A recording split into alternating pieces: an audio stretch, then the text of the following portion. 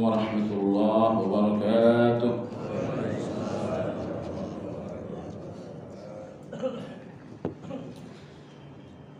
Innal hamdalillah nahmaduhu wa nasta'inuhu wa nastaghfiruh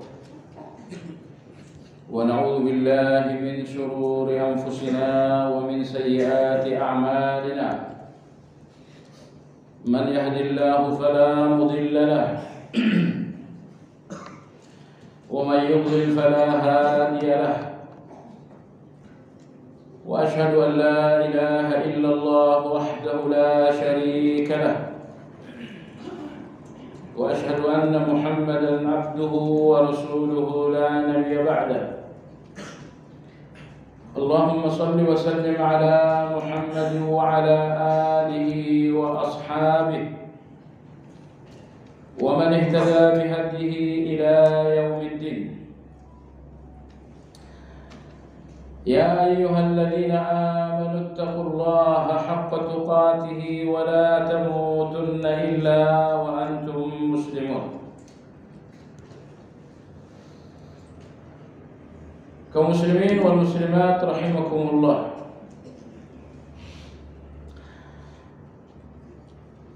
Kajian kita hari ini mengenai pembekalan Ramadan yang insyaallah akan kita jelang bersama beberapa hari ke depan.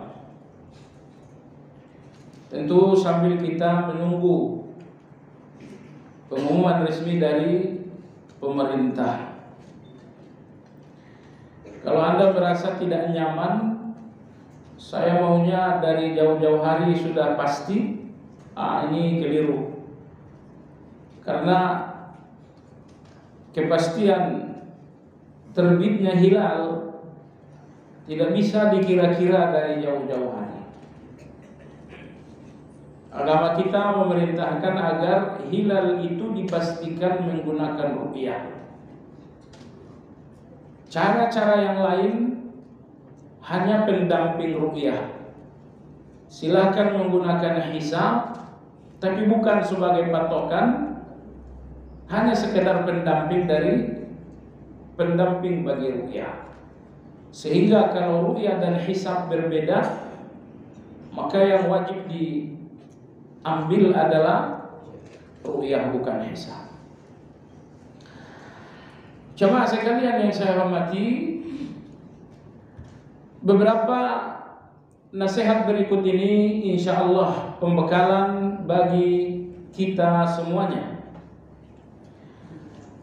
Adapun nasihat yang pertama adalah ifrah, yaitu bergembiralah untuk Ramadan. Jamaah sekalian yang saya hormati, terkadang gembira Anda hanya sebuah manusiawi Anda. Ada gembira karena dapat uang, ada gembira karena habis makan enak. Itu semuanya gembira-gembira yang nilainya hanya sekedar nilai manusiawi Anda. Gak ada nilai ibadahnya sama sekali, gak ada nilai imannya sama sekali. Gembira Anda karena makanan enak, ibadahkah itu? Bukan. Tapi bahwa Anda bergembira dengan satu ibadah, maka itu adalah satu keimanan dan satu ibadah. Ini Anda selesai sholat subuh, dan Anda bergembira selesai sholat subuh. Anda bergembira mendapatkan sholat subuh. Gembira Anda untuk semua kebaikan adalah keimanan Anda. Nabi kita SAW bersabda, "Man sarrathu hasanatuhu wa sa'atuhu sayyi'atuhu fahuwal mu'min." Siapapun orang yang bergembira terhadap satu ketaatan dan gelisah terhadap satu dosa, berarti dia adalah seorang yang beriman. Perhatikan, ketika Anda menempatkan gelisah dan gembira Anda secara tepat, jadilah gelisah dan gembira Anda itu keimanan. Gembira Anda untuk satu ketaatan gelisah Anda untuk satu dosa, itu adalah keimanan Anda. Nah, hanya orang-orang yang mengalami penyakit qaswatul qalbi, yang artinya hati yang keras, yang tidak bergembira dengan ketaatan dan tidak gelisah dengan dosa-dosa. Maka jamaah sekalian yang saya hormati, ibadah pertama Anda untuk Ramadan, sebelum Ramadan itu datang, sewaktu Ramadan itu di depan mata, dan sewaktu Ramadan itu telah berlalu, bahwa Anda bergembira. Dalam surat Yunus Allah Tabaraka wa Ta'ala berfirman, "Qul bi fadlillah wa bi rahmatihi fabidzalika falyafrahu." Terjemahan bebasnya, katakanlah, apapun rahmat dan karunia dari Allah Azza wa Jalla hendaknya menjadi kegembiraan kalian.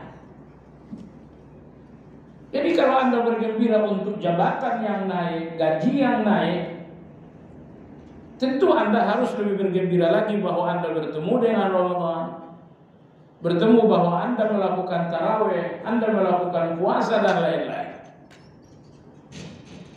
Jadi gembira Anda untuk setiap ketaatan adalah gembira keimanan. Tapi kalau gembira Anda hanya karena faktor-faktor duniawi, itu gembira fitrah Anda sebagai manusia, tidak ada nilai imannya sama sekali. Gembira keimanan itu gembira semua orang. Muslim bergembira karena dunia, munafik bergembira karena dunia, orang kafir pun bergembira karena dunia. Cuma apa yang menjadi kegembiraan, esok itu akan menjadi kegelisahan. Anda yang sangat gembira dengan jabatan, maka Anda akan bergelisah saat melepaskannya. Tapi gembira Anda dengan ketaatan, itu juga yang membuat Anda gelisah kalau sampai tidak melakukannya. Orang yang bergembira dengan tahajud, tiba-tiba bangun di siang hari, apa yang terjadi? Dia akan gelisah, jemaah sekalian. Gembira untuk Ramadan adalah salah satu sunnah Nabi yang terabaikan, Sallallahu Alaihi Wasallam. Anda tahu jemaah sekalian, apabila Ramadan telah menjelang, Nabi kita SAW menggembirakan para sahabatnya. Beliau mengatakan, "Laqad ja'akum syahrul Ramadan." Telah datang kepada kalian bulan Ramadan. Setan-setan akan dibelenggu, pintu-pintu surga akan dibuka, pintu-pintu neraka akan ditutup.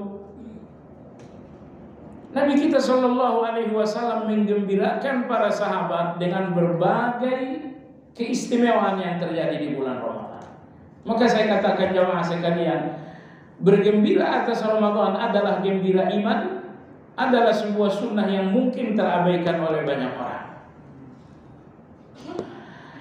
Imam Ibn Rajab rahimahullah mengatakan, ketika Nabi alaihi salatu wassalam menggembirakan para sahabat tentang keagungan Ramadan, ini menunjukkan disyariatkan at-tahni'ah bi Ramadan. Disyariatkan mengucapkan selamat atas Ramadan. Selamat Lebaran, selamat Idul Fitri, itu sunnah. Termasuk mengucapkan selamat atas Ramadan, selamat berpuasa, selamat Ramadan. Kata Imam Ibn Rajab, ini hukumnya sunnah.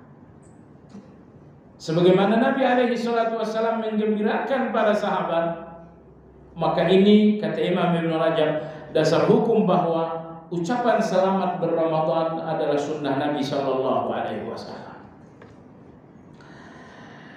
Imam Ibnul Jauzi, Abul Farraj Ibnu Jauzi, beliau mengatakan, seandainya orang-orang yang telah mati diberi kesempatan hidup satu hari, mereka akan meminta satu hari dalam bulan Ramadan.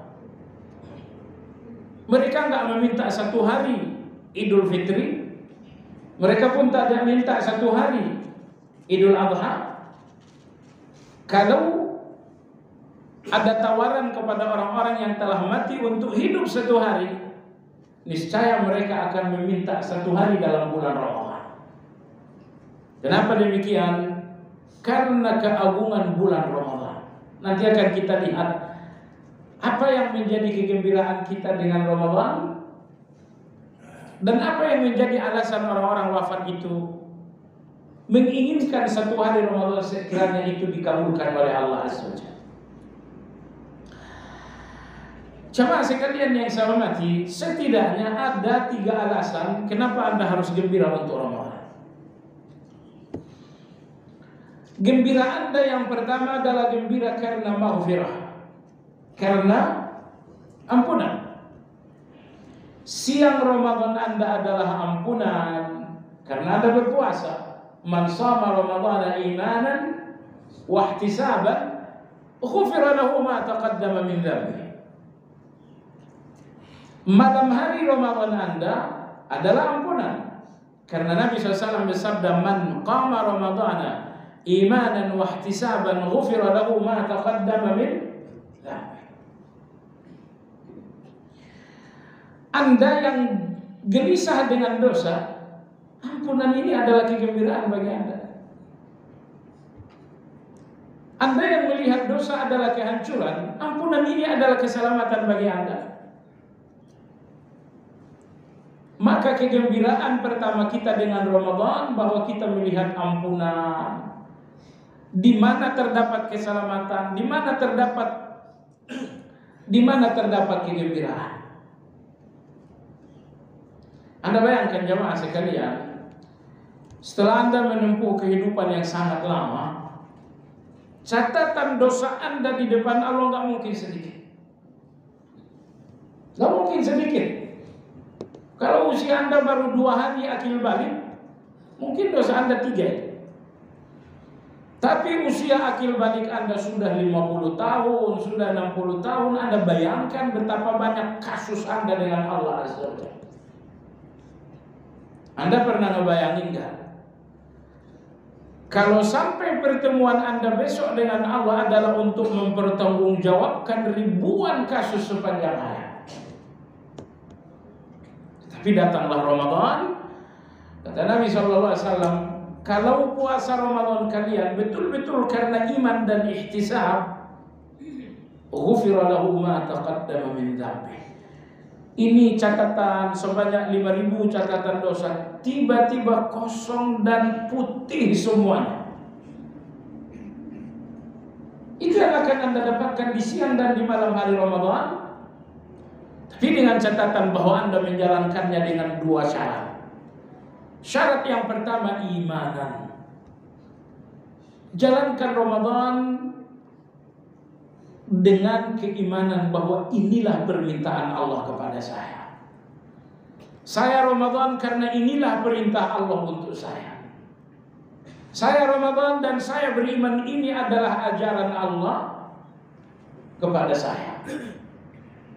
Wahtisaban. Lalu Anda jalankan Ramadan dengan satu keinginan besar terhadap pahala dari Allah Azza wa Jalla. Yang di Ramadan bukan karena Anda menginginkan apa-apa dari manusia, bahkan bukan karena Anda menginginkan apa-apa untuk diri Anda, bahwa Anda semakin langsing dan lain-lain. Tapi yang Anda inginkan dengan Ramadan bahwa Anda menginginkan apa yang Allah miliki, yaitu ampunan, yaitu surga dan lain-lain. Ini kegembiraan pertama Anda dalam Ramadan. Kegembiraan Anda yang kedua pada dalam Ramadan adalah al-'itqu minan nar. Bahwa di bulan Ramadan ini terdapat malam-malam kebebasan dari neraka. Inna lillahi mutaqa' minan nar wa dzalika kullu lailah. Begitu Nabi kita sallallahu alaihi wasallam bersabda. Yang artinya sesungguhnya Allah memiliki orang-orang yang nanti akan dibebaskan dari neraka. Dan kebebasan dari neraka itu akan terjadi, kata Nabi, setiap malam Ramadan. Jadi kalau malam Ramadan sebanyak 30 malam, di setiap malam ada orang-orang yang dibebaskan dari neraka. Entah Anda orangnya atau bukan Anda orangnya, yang penting ini adalah kegembiraan. dan kita berharap kegembiraan Anda bahwa ada orang yang dibebaskan oleh Allah menjadi alasan Allah untuk memilih kita salah satu orang yang dibebaskan. Allah Subhanahu wa Ta'ala Maha Baik, Maha Penyayang. Allah melihat Anda gembira bahwa malam ini malam kebebasan, dan kemungkinan besar kegembiraan Anda itulah yang menjadi alasan Allah untuk Anda termasuk orang yang dibebaskan. Jemaah sekalian yang saya hormati, peluang Anda ke neraka sesuai dengan dosa. Kalau Anda punya dosa, berarti neraka adalah peluang Anda. Dan peluang neraka Anda tidak akan lepas kecuali Allah sendiri yang melepaskannya.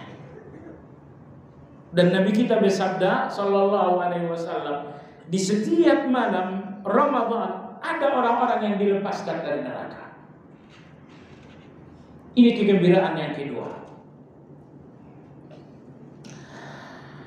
Kegembiraan yang ketiga dalam Ramadan, jamaah sekalian, adalah mudha'afah, bahwa semua kebaikan dilipat gandakan oleh Allah Azza wa Jalla. Semua kebaikan dilipat gandakan oleh Allah Azza wa Jalla. Jamaah sekalian, usia Anda kan nggak panjang-panjang. Bahkan dikasih usia panjang pun kemungkinan Anda nggak mau. Anda mau usia 200 tahun, sehat 50 tahun, selebihnya sakit-sakitan, pasti Anda nggak mau. Jadi kalau usia Anda singkat, berarti kebaikan Anda nggak mungkin banyak. Anda sadar nggak tuh? Dengan usia yang singkat, tidak mungkin kebaikan Anda banyak. Tapi Allah Azza wa Jalla Maha Penyayang.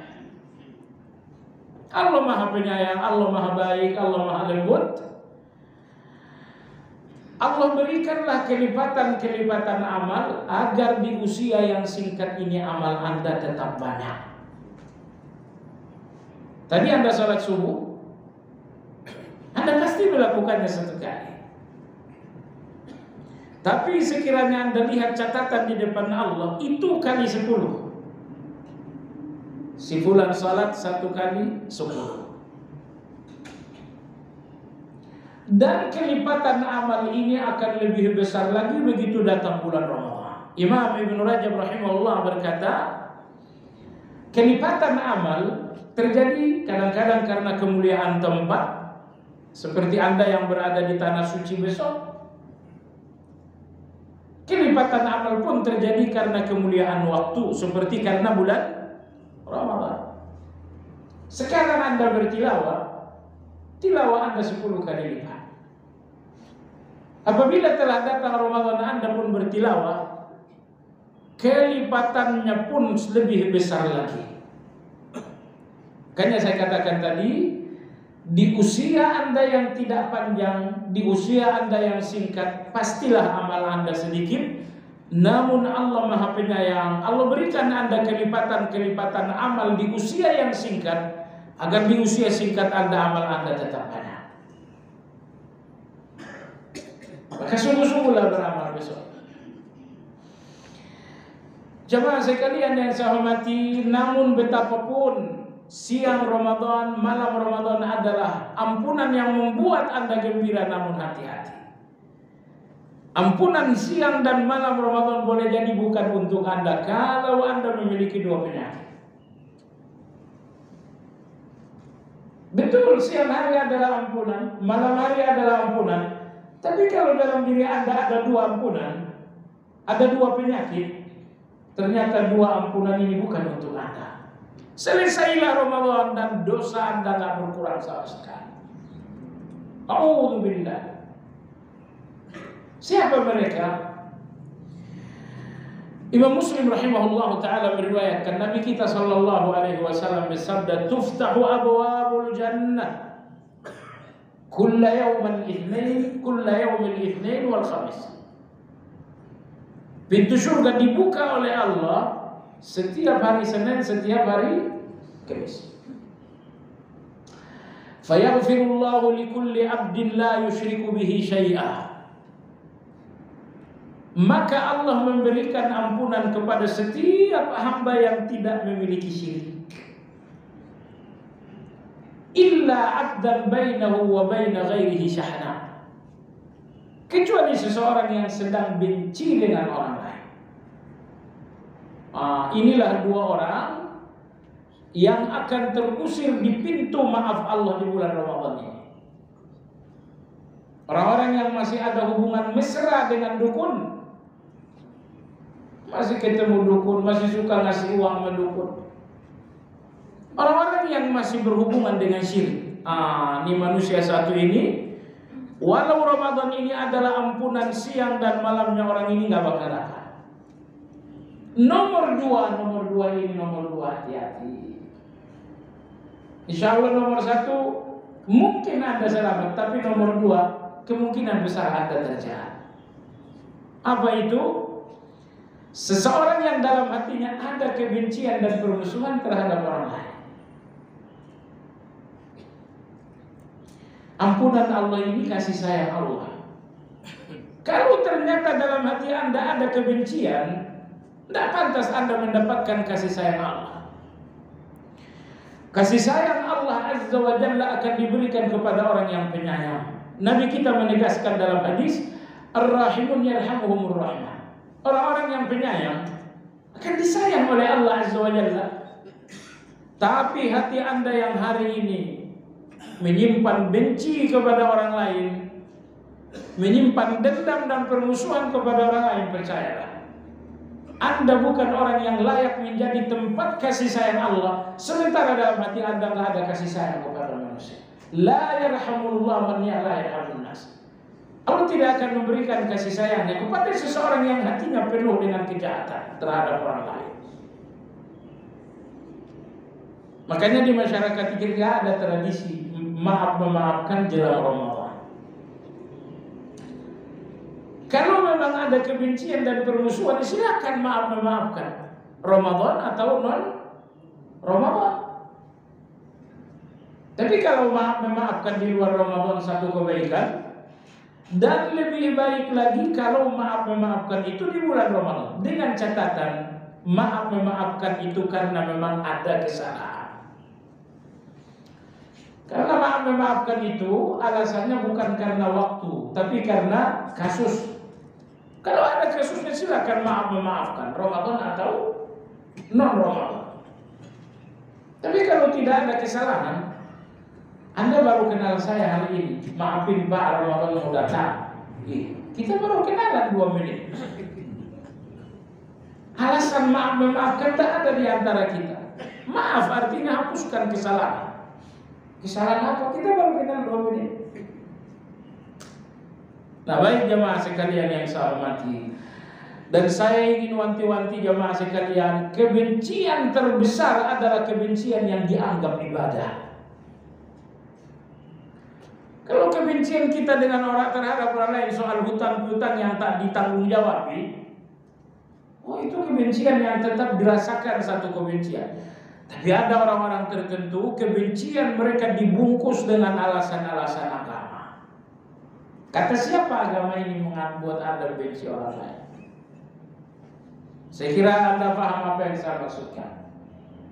Baik jemaah sekalian yang saya hormati, jadi walaupun siang dan malam Ramadan adalah tetes-tetes ampunan dari Allah Azza wa Jalla, namun percayalah, hati Anda yang kotor akan menjadi penyebab ampunan itu bukan untuk Anda. Hari ini juga dan secepatnya segera halalkan persoalan Anda dengan orang lain. Tidak ada gunanya memelihara kebencian ini. Apa gunanya jemaah sekalian? Maka jangan sampai masuk Ramadan orang dapat ampun, Anda gak dikasih. Saatnya catatan amal sampai di depan Allah Azza wa Jalla, dan Anda orang yang sedang benci dengan orang lain, Allah Subhanahu wa Ta'ala berfirman, anziru hatta yastali'a. Tunda, amal ini belum diterima sampai mereka berdamai. Di hari Anda berdamai barulah kebaikan ini diterima, dan kalau diterima maka dia akan jadi ampunan. Kalau tidak diterima, kebaikan Anda tidak akan menjadi ampunan. Tapi kapankah diterima amal-amal Anda? Jawabannya, pada saat Anda telah berdamai dengan orang-orang yang Anda benci. Di dunia orang awam kebencian itu luar biasa, tapi jangan salah, di dunia orang-orang yang berilmu kebencian itu lebih luar biasa lagi. Tidak banyak orang yang berilmu yang pintar membersihkan hati sepintar ia menjelaskan agama. Saya ulangi, nggak banyak orang-orang yang berilmu yang pintar membersihkan hati sepintar ia membicarakan agama di depan orang. Oh, kalau ceramah pintar sekali. Cuma tidak pintar saja membersihkan hati. Tidak pintar membersihkan hati. Jemaah sekalian, kotoran hati akan nampak dalam 3 hal. Kotoran hati akan nampak dalam 3 hal. Tidak mungkin ditutup-tutupi kalau sudah datang 3 hal ini. Yang pertama, indal ghadab. Ketika sedang marah, kotoran hati ini nggak mungkin disembunyikan. Dia akan termuntahkan. Jadi kalau Anda tidak tahu kotoran hati seseorang kepada Anda, perhatikan kalau dia marah. Pasti nama Anda akan diucap. Oh, ternyata Anda tersimpan dalam kebenciannya. Sampai kapan? Apa dia akan mati membawa kebencian ini? Nomor 2, kotoran hati ini tidak bisa disembunyikan ketika apa? Ketika sedang berlangsung hadzun min huduzin nas. Apabila sedang ada pembagian dunia. Bagi uang, bagi apa lagi? Bagi sembako. Kalau kita kan ributnya kita bagi sembako aja. Ketika ada pembagian dunia di sini, kotoran hati tidak bisa disembunyikan. Kasih sayang akan segera berubah menjadi kasar. Kelembutan akan segera berubah menjadi kekejaman. Saat pembagian dunia berlangsung, manusia tiba-tiba berubah menjadi serigala lapar. Begitu kata Nabi SAW. Manusia adalah manusia. Tapi dalam 2 hal manusia lebih berbahaya dari serigala lapar. Kapan? Ketika manusia sedang mengejar jabatan dan ketika manusia sedang mengejar harta.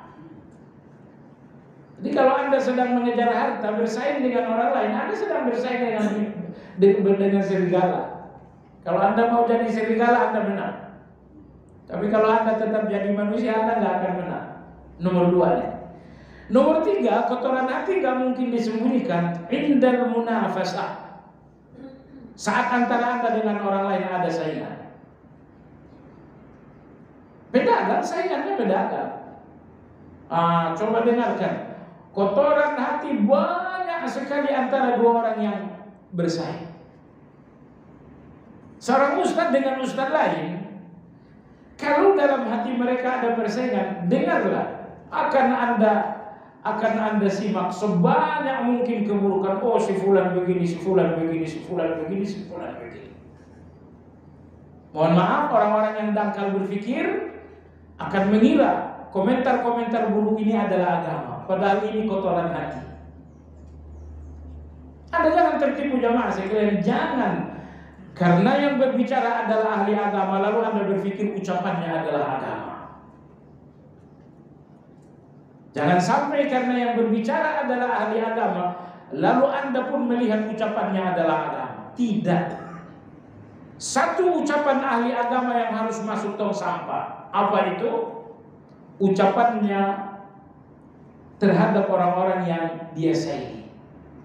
Atau bahasa gampangnya adalah komentar buruknya terhadap orang-orang yang satu profesi dengan Anda, semuanya wajib masuk tong sampah.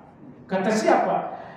Itu kaidah. Imam Zahabi rahimahullah ta'ala mengatakan, kalamul aqran fima bainahum yutwa wa la yurwa. Komentar-komentar yang buruk antara 2 orang yang terlibat persaingan, komentar buruk ini wajib dibuang, nggak boleh dibuka sama sekali. Sayangnya orang-orang yang masih dangkal belajar, sekali lagi dangkal belajar, mereka selalu berkira ucapan ahli agama ini adalah agama. Ucapan ahli agama enggak, jamaah sekalian. Semua ucapan seorang ahli agama dalam konteks persaingannya dengan orang lain, ucapan ini haram dalam pikiran Anda, tidak boleh. Jangan katakan itu manhaj. Itu bukan manhaj. Nah, itu kesalahan. Itu kotoran hati. Maka dalam 3 hal ini, kotoran hati seseorang tidak bisa disembunyikan. Baik. Coba sekalian, berikutnya adalah ibadah nasihat Ramadan yang kedua adalah usykur ala ni'amihis sabah. Bersyukurlah di setiap Anda melakukan kebaikan, karena di dalam satu kebaikan Anda ada 7 kebaikan Allah. Anda selesai puasa dan ini Anda telah berbuka, bersyukurlah. Di dalam puasa Anda ini ada 7 kebaikan Allah. Anda tarawih dan Anda sudah salam dari witir, bersyukurlah. Di dalam tarawih Anda ada 7 kebaikan Allah. Ingat, tidak tertutup kemungkinan kebaikan kita yang masih kurus kering di usia kita yang udah tua, karena kebaikan ini tidak pernah disyukuri. La in syakartum, seandainya kebaikan-kebaikan ini Anda syukuri, niscaya semua kebaikan Anda akan menggelembung. Semua kebaikan Anda akan banyak. Tapi kalau kebaikan-kebaikan ketaatan tidak lagi disyukuri, wajar kalau ketaatan tersebut pun tidak semakin bertambah. Karena Allah akan menambah nikmat bersamaan dengan syukur Anda. Anda jangan berpikir saya bersyukur atas uang, itu tepat. Tapi syukur Anda atas ketaatan jauh lebih berhak. 7 kebaikan Allah di setiap nikmat ketaatan. Yang pertama, Allah ajarkan Anda ketaatan ini. Setelah Allah ajarkan, Allah syariatkan, Allah berikan Anda ilmunya. Setelah Allah berikan Anda ilmunya, Allah berikan Anda usianya. Kalau nggak ada usia, Anda nggak ketemu dengan Ramadan ini. Setelah Allah berikan Anda usianya, Allah berikan taufik dalam hati Anda bahwa Anda menginginkannya.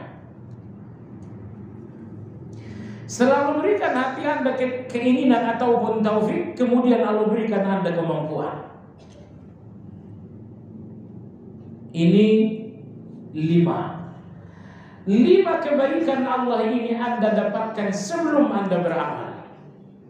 Allah syariatkan, Allah berikan Anda ilmunya, Allah berikan Anda umurnya, Allah berikan hati Anda taufik dan keinginan melaksanakannya, kemudian Allah berikan Anda kemampuan. Ini 5 kebaikan Allah sebelum Anda melakukan satu ketaatan. Dan setelah Anda melakukan ketaatan itu selesai, Allah berikan lagi 2 kebaikan. Kebaikan yang pertama Allah terima, kebaikan yang kedua Allah lipat gandakan.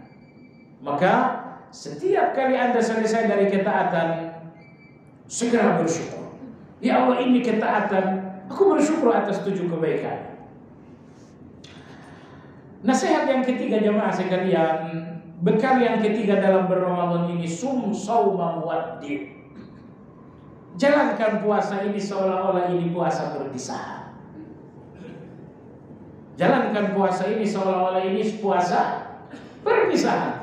Saya tidak tahu keras hati model apa dalam hati kita ini. Silih berganti orang-orang mati di depan kita. Bukan lagi orang-orang tua, tapi orang-orang yang sudah seusia dengan kita. Kalau kemarin-kemarin yang meninggal nenek pulang, kakek pulang, ini tidak. Kematian yang mulai menghampiri Anda. Teman kamu SD udah meninggal, teman kamu SMP udah meninggal, teman kita, tapi kita belum menghitung diri kita di kalangan orang-orang itu. Si fulan meninggal, udah 9 kawan yang meninggal. Jangan-jangan yang ke-10 saya. Kalau Anda belum menghitung diri Anda, ini qaswatul qalbi. Ini hati yang keras. Karena orang-orang yang tidak memiliki penyakit qaswa, Setiap kali mereka menghitung orang-orang yang meninggal, mereka memasukkan diri mereka di dalam. Kawan SMP, dulu kita satu kelas ada 20 orang, fulan sudah meninggal 5. Oh, mungkin nomor 6 saya itu. Mungkin serat. Kenapa serat? Anda menghitung diri Anda bukan berarti kematian Anda makin cepat. Dan Anda tak menghitung diri Anda nggak berarti kematian Anda makin lama.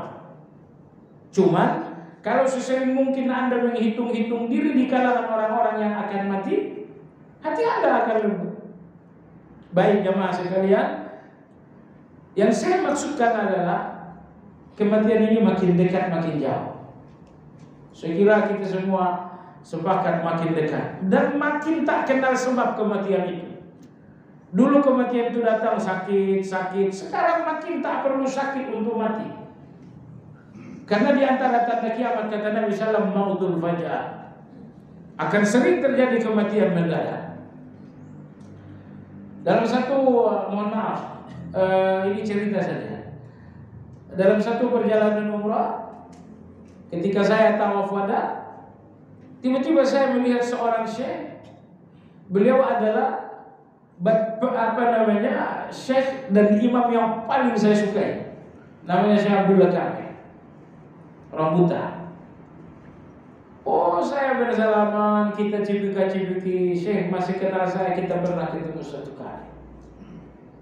Subhanallahil saya bilang, saya akan berusaha cari donatur biar Anda bisa sholat Ramadan di Indonesia. Jemaah sekalian yang saya hormati, mungkin 3 bulan setelah itu masuk Ramadan dan beliau meninggal di Amerika karena diundang mengimami. Tidak ada sakit, tidak ada mengimami begini. Suaranya indah, tiba-tiba jantung berhenti dan wafat. Maksud saya adalah kematian makin tak butuh waktu, tak butuh sakit lagi di akhir zaman ini. Karena Nabi kita bersabda mautul faja'ah. Di antara tanda kiamat adalah kematian mendadak. Baiklah, jadi nasihat yang ketiga, bekal yang ketiga, setiap kali Anda memasuki satu hari Ramadan, katakan kepada diri Anda, jangan-jangan ini yang terakhir. Jangan-jangan ini puasa terakhir. Nasihat berikutnya jemaah sekalian terkait Ramadan ini adalah ijtihad. Bersungguh-sungguhlah. Siang malam hari adalah siang penuh kesungguhan, malam adalah penuh kesungguhan. Jangan lagi main-main. Baca Quran sedapatnya, oh itu dulu. Sekarang baca Quran semampunya. Sungguh-sungguh dalam segala kebaikan. Dan saya ingin katakan jamaah sekalian, Anda tidak punya alasan untuk tidak sungguh-sungguh. Kenapa demikian? Karena kebaikan di bulan ini bukan 1 dan 2. Kebaikan di bulan ini banyak sekali. Kalau Anda tidak bisa sungguh-sungguh di pintu salat, bersungguh-sungguhlah di pintu tilawah. Kalau Anda tidak sungguh-sungguh di pintu tilawah, sungguh-sungguhlah di pintu sedekah. Kalau Anda tidak sungguh-sungguh di pintu sedekah, maka Anda sungguh-sungguhlah untuk membantu orang lain. Tapi intinya sungguh-sungguhlah. Allah berikan kita kecenderungan beramal yang berbeda. Ada orang yang kecenderungan beramalnya puasa. Puasanya banyak tapi tahajudnya nyaris tidak ada. Ada orang yang kecenderungan beramalnya adalah tahajud, puasa sunnahnya nyaris tidak ada. Apa yang menjadi kecenderungan Anda dan dalam beramal, jadikan itu kesungguhan. Betul, Anda betul. Kalau Anda harus sungguh-sungguh di semua amal, Anda nggak mungkin bisa. Nggak bisa jelas sekali. Tapi kenalilah mana amal yang betul-betul kecenderungan Anda dan jadikan itu kesungguhan Anda. Saya ini salat tidak terlalu seperti orang. Tilawah pun tidak terlalu seperti orang. Puasa pun tidak terlalu seperti orang. Tapi saya punya uang dan saya suka sedekah. Kalau itulah kecenderungan Anda dalam beramal, jadikan itu kesungguhan. Mohon maaf, Anda dangkal namanya kalau sampai Anda kenal kecenderungan beramal Anda lalu Anda tidak membuatnya satu kesungguhan. Ada seseorang, kecenderungan amal saya bukan tilawah, kecenderungan amal saya adalah salat. Kalau Anda tahu kecenderungan amal Anda salat dan Anda tidak menjadikannya kesungguhan, Anda orang yang dakal. Anda bukan orang yang pintar. Menempatkan kesungguhan pada amal yang bukan kecenderungan Anda itu berat. Bisa tapi berat. Tapi menempatkan kesungguhan pada amal yang memang kecenderungan Anda itu mudah dan ternyata Anda abaikan.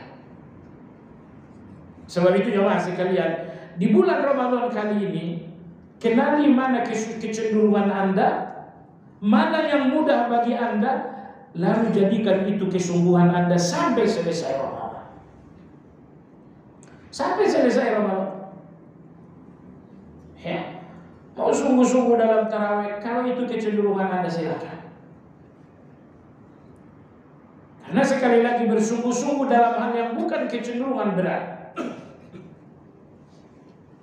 Tentu tugas Anda agar berat ini menjadi ringan adalah melakukan mujahadah. Tapi mujahadah ini proses yang lama. Tidak selesai 2 hari, 3 hari, bahkan setahun, 2 tahun. Maka kalau Anda ingin mendapatkan keuntungan dalam waktu yang cepat, kenali kecenderungan Anda, lalu jadikan itu kesungguhan. Saya mau sedekah macam mana, utang di mana-mana. Oh, kalau begitu Anda nggak bisa sungguh-sungguh di pintu sedekah. Sungguh-sungguhlah di dalam pintu tilawah Al-Quran. Jangan sampai jamaah sekalian, 1000 kebaikan di bulan Ramadan, 1 pun tidak ada yang menjadi kesungguhan. Jangan sampai itu terjadi. Maka oleh sebab itu, masuk siang Ramadan, masuk malam Ramadan, pilih apa yang harus menjadi kesungguhan. Bekal berikutnya dalam Ramadan, nasihat berikutnya jamaah sekalian, ahsin dhannaka billah. Setiap kali Anda memasuki hari baru dalam Ramadan, malam baru dalam Ramadan, masukilah siang dan malam Ramadan itu dengan husnuzan kepada Allah. Kata Nabi, puasa itu menghapus amal, menghapus dosa. Mudah-mudahan hari ini saya orangnya. Sampailah di malam hari. Kata Nabi, di malam hari ada orang-orang yang dilepaskan dari neraka. Semoga sayalah orangnya. Setiap kali Anda memasuki malam Ramadan, siang Ramadan, masuki siang dan Ramadan itu dengan husnuzon kepada Allah. Hutang-hutang saya insya Allah akan lunas. Sakit saya insya Allah akan sembuh. Penderitaan saya insya Allah akan berakhir. Puasa saya insya Allah akan jadi ampunan. Salat tarawih saya insya Allah menghapus dosa. Jadi di pagi hari dan di maghrib hari, pastikan bahwa Anda memasuki malam dengan husnuzan kepada Allah. Anda memasuki siang dengan husnuzan kepada Allah. Tidak boleh Anda melakukan satu kebaikan dan tidak ada husnuzan Anda. Berpuasa adalah kebaikan. Apa husnuzan Anda kepada Allah? Tidak ada. Salah. Kalau Anda berada dalam satu kebaikan, jadikan kebaikan ini pintu Anda untuk berhusnuzan kepada Allah Azza wa Jalla. Nasihat berikutnya jamaah sekalian adalah al-jud wal karam. Usahakan agar Anda sedermawan mungkin di bulan Ramadan. Dermawan itu bukan uang. Uang hanya salah satu bagian kecil dari kedermawanan. Kebaikan apapun yang Anda berikan kepada orang lain itu namanya kedermawanan. Maka di antara kedermawanan terbesar, kedermawanan seorang pejabat dengan jabatannya.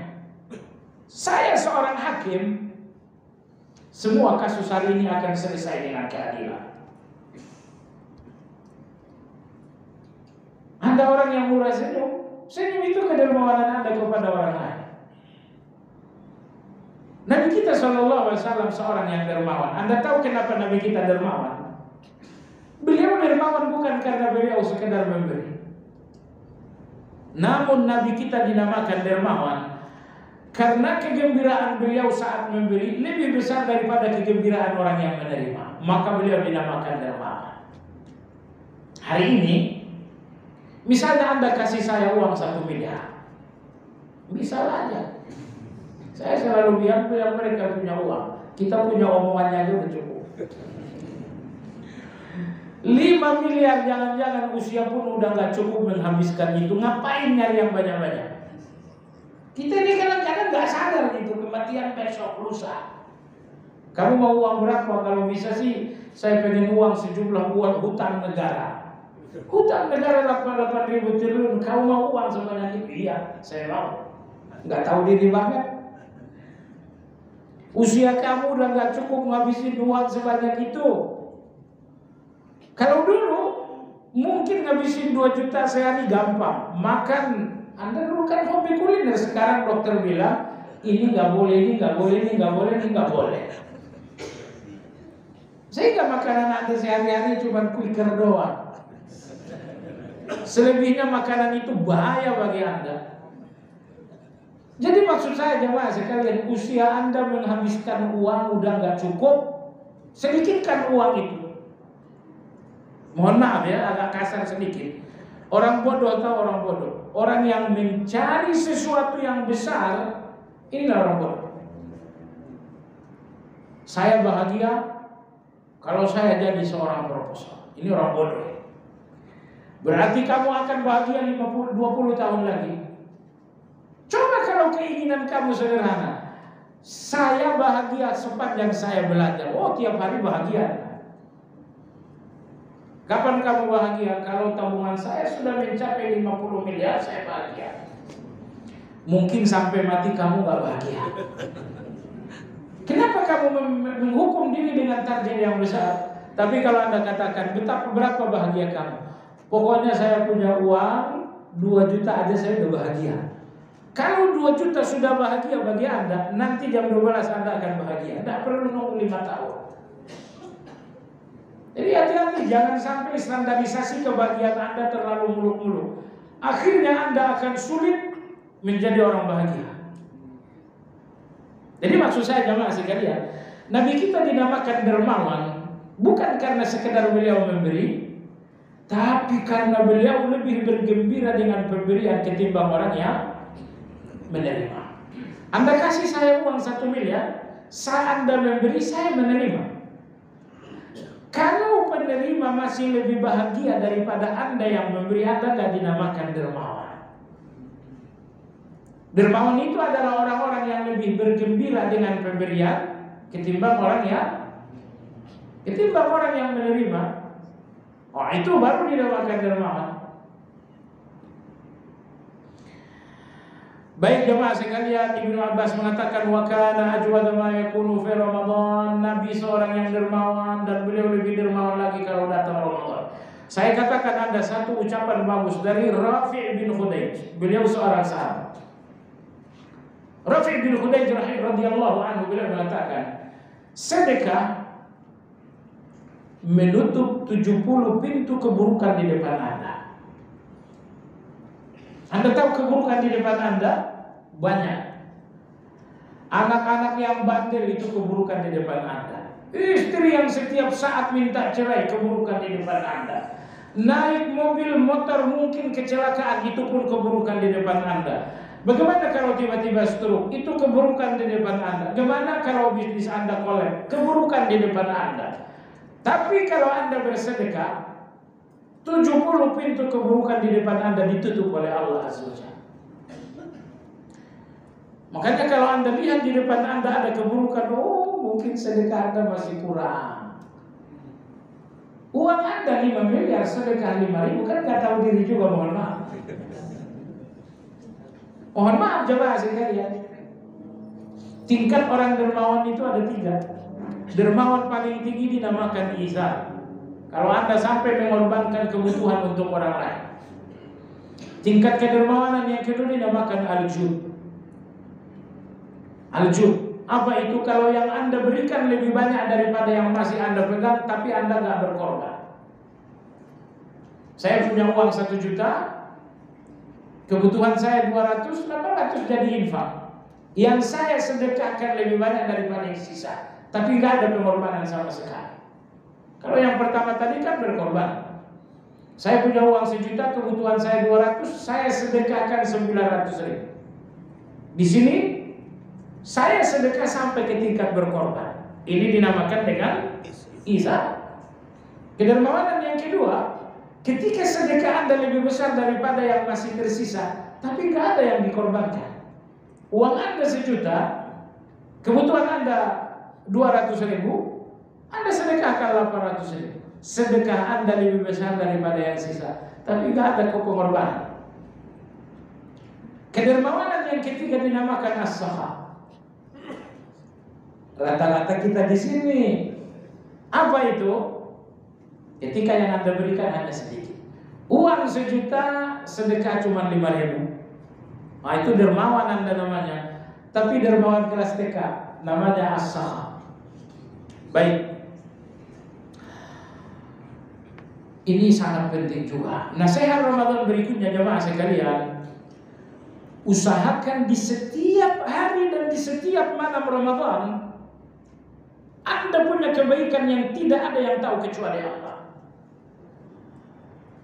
Ini Anda telah masuk hari pertama Ramadan. Peras pikiran Anda, hari ini apa kebaikan yang hanya Allah tahu. Orang lain gak boleh tahu. Begitu Anda sampai di malam hari Ramadan, ini malam saya harus melakukan satu kebaikan, hanya Allah yang tahu, gak boleh ada yang tahu. Cuma sekalian usahakan agar di setiap siang dan di setiap malam Ramadan ada kebaikan-kebaikan rahasia yang tidak ada yang tahu kecuali Allah Azza wa Jalla. Mana sunnahnya? Ibnu Umar radhiyallahu anhu, apabila setelah selesai salat Isya, orang-orang di masjid melakukan salat tarawih. Ibnu Umar di rumah, beliau melakukan salat, beliau beribadah di rumah apa ada. Tapi apabila masjid telah kosong dari orang-orang yang bertarawih, nggak ada lagi orang, Ibnu Umar radhiyallahu anhu baru masuk ke masjid. Dan beliau baru keluar dari masjid ketika masuk waktunya untuk berbuka, untuk bermakan sahur. Apa yang dilakukan Ibnu Umar radhiyallahu anhu? Beliau berusaha menyembunyikan amal, tapi percayalah Anda nggak mungkin menyembunyikan amal, karena Allah akan menampakkannya kepada orang lain. Cuma kalau Allah yang menampakkan, bagus. Yang nggak boleh Anda menampakkannya. Apalagi jadi berita semalam, masya Allah, saya sampai nangis toat melakukan tahajud. Tahajud nggak laku itu. Itu tahajud nggak laku jemaah sekalian. Tahajud rombeng yang begitu. Ya tahajudnya pakai ujung. Maka oleh sebab itu, usahakan di setiap hari, di setiap malam Ramadan selalu ada amal-amal rahasia hanya antara Anda dengan Allah Azza wa Jalla. Allahu Akbar. Imam Malik radhiyallahu taala, beliau berkata, siapa yang ingin kesulitannya dilepaskan. Nomor 2, siapa yang ingin akhir hayatnya adalah husnul khatimah. Ini 2. Kata Imam Malik, siapapun yang menginginkan 2 hal ini, sebanyak mungkinlah melakukan amal-amal rahasia hanya antara Anda dengan Allah Azza wa Jalla. Semakin banyak amal-amal rahasia, semakin tidak ada di depan Anda kesulitan. Semakin banyak amal-amal rahasia, semakin husnul khatimah itu menjadi peluang Anda. Ini ucapan Imam Malik rahimahullah, pegang erat-erat bahwa kalau Anda sungguh-sungguh melakukan amal rahasia, kesulitan Anda akan dihilangkan dan Allah akan membuka pintu kematian Anda yang bernama husnul khatimah.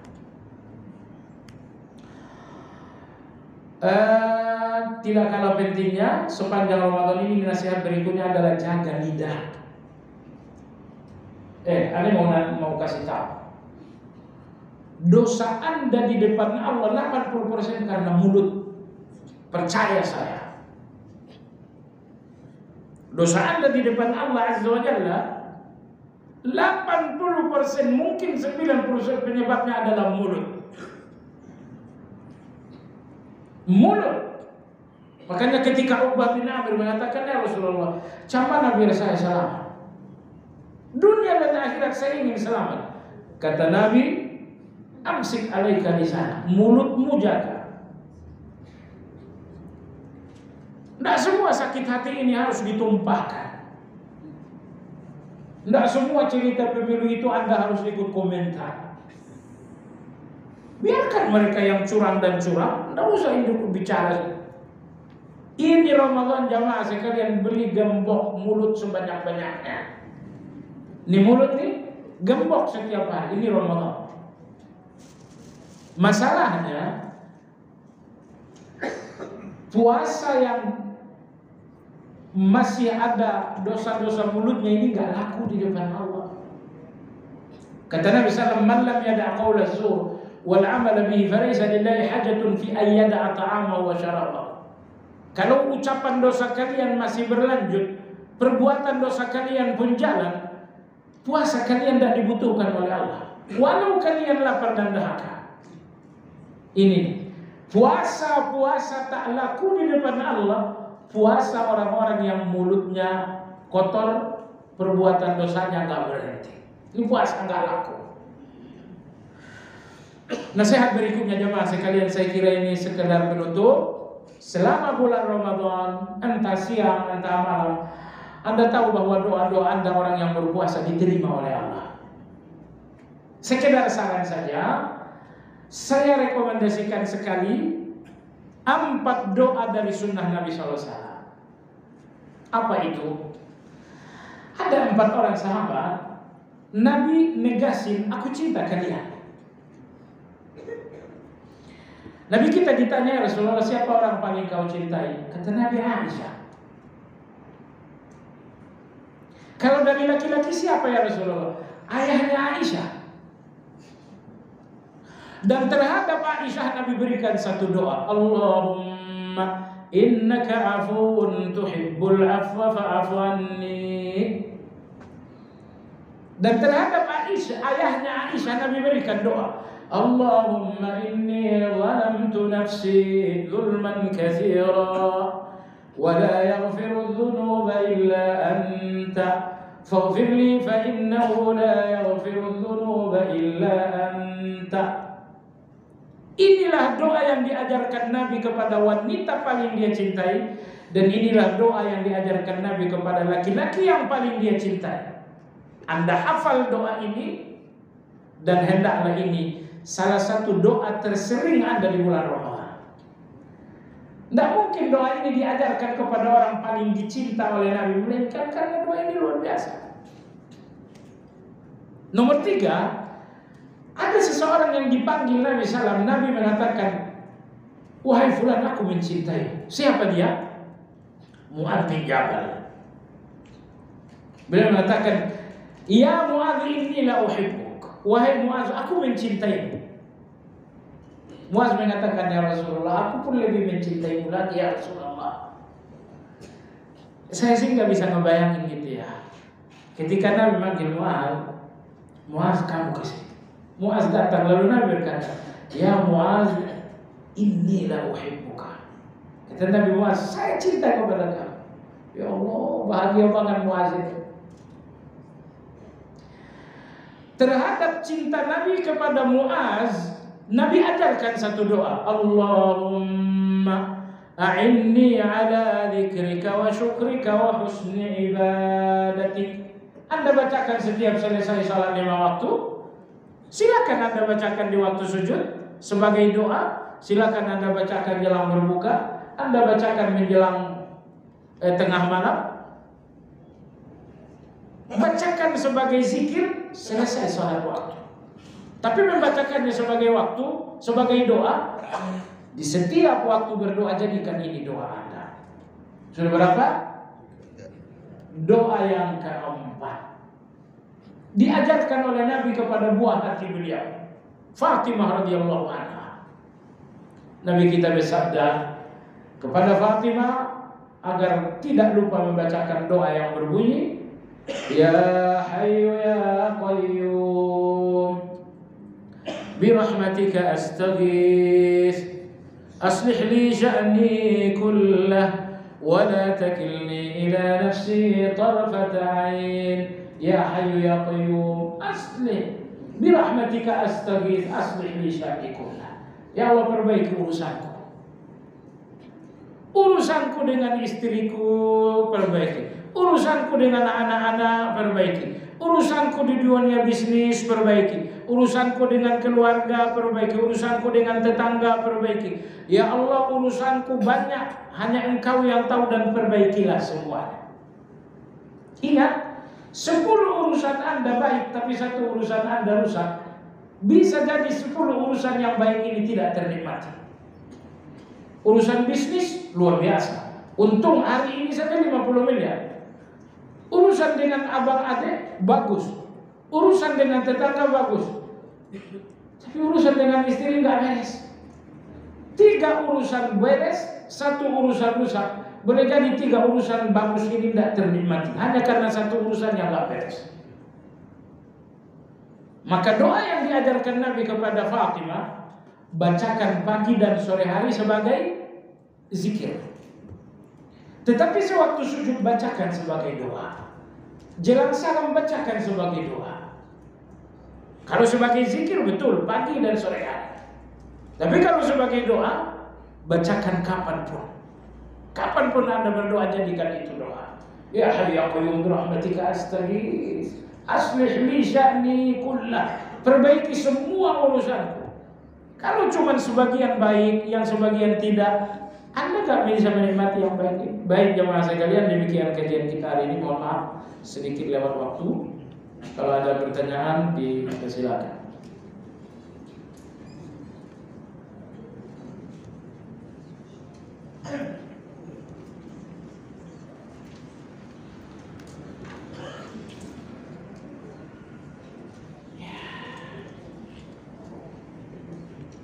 Nggak ngomong deh.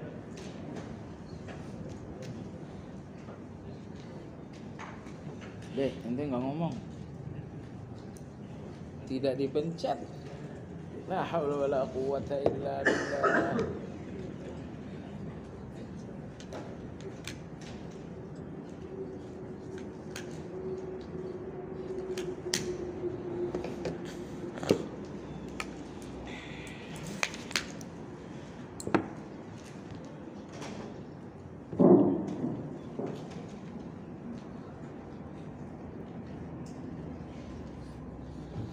La haula wala quwwata illa billah.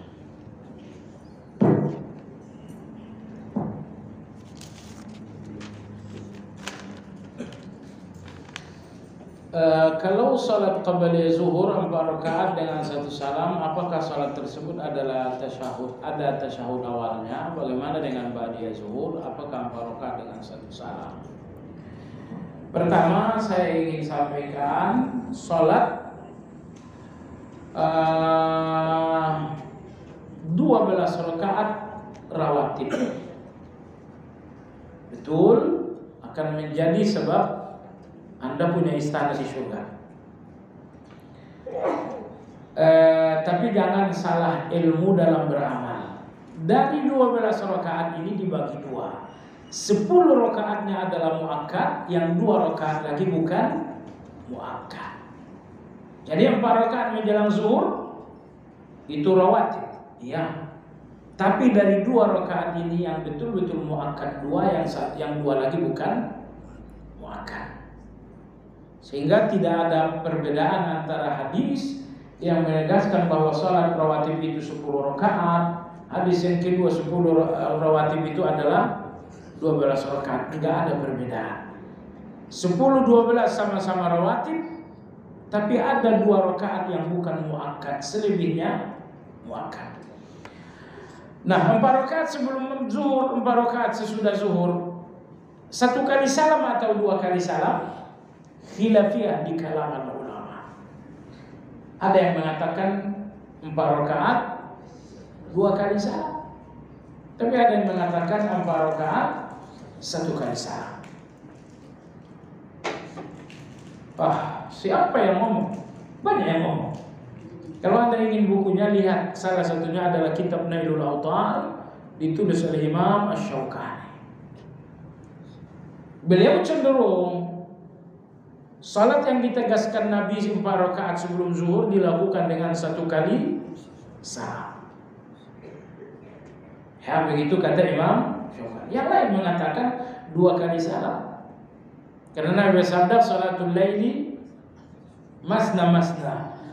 Imam Syafi'i mengatakan salatul laili wan nahar, tambahan nahar ini bukan tambahan yang sahih. Salat malam 2-2 iya, tapi salat siang 2-2 juga riwayatnya didhaifkan banyak ulama, termasuk Imam Syafi'i. Saya kira Anda punya gambarannya.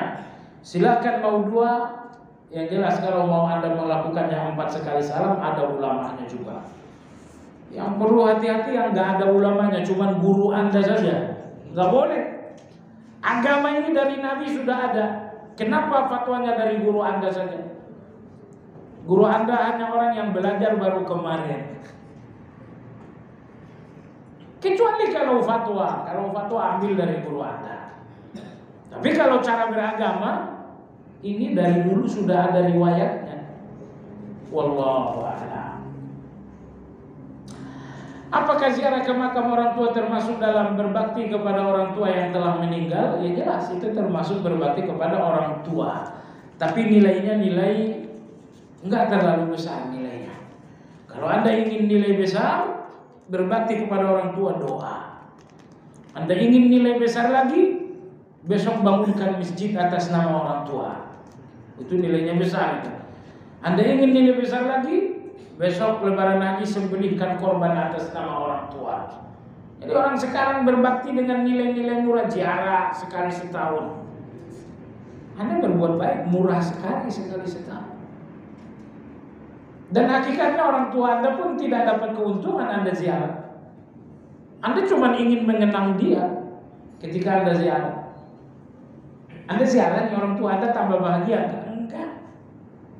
Tapi kalau Anda dinamakan berbuat baik, ya Anda hanya berbuat baik kepada diri Anda dalam ziarah. Kalau Anda ingin berbuat baik kepada dia, orang tua, berdoalah, bersedekahlah atas nama beliau, bangunkan masjid atas nama beliau. Setiap hari Ramadan bawakan 2 kardus aqua ke masjid. Jangan siap. Saat berbuka, saat tarawih. Oh, ini dari siapa? Oh, ini dari si fulan, nama bapak Anda. Oh, itu Pak. Itu kebaikan yang bermanfaat untuk mereka. Kalau ziarah, itu kebaikan, manfaatnya untuk Anda saja. Baik. Kita sudahi dengan masih ada satu lagi. Baca Al-Quran saat Ramadan lebih utama penghayatan atau selama Ramadan bacaan Al-Quran yang diutamakan adalah kuantitas. Ya, usahakan membaca sebanyak mungkin. Kalau ingin penghayatan itu di luar Ramadan. Itulah sunnahnya. Wallahu a'lam. Subhanakallahumma bihamdika asyhadu an la ilaha illa anta astaghfiruka wa atubu ilaik. Alhamdulillahirabbil alamin. Assalamualaikum warahmatullahi wabarakatuh.